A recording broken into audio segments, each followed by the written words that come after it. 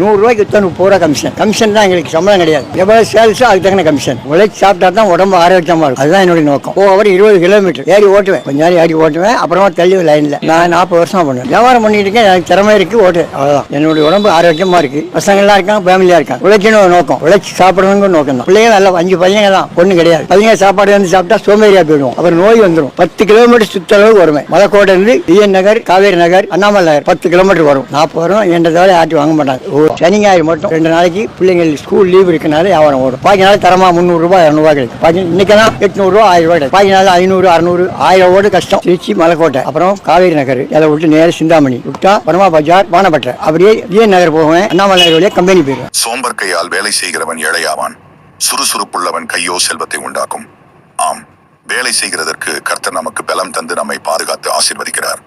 L Shaddai ministries India சேனலை subscribe செய்யவும். நன்றி, வணக்கம்.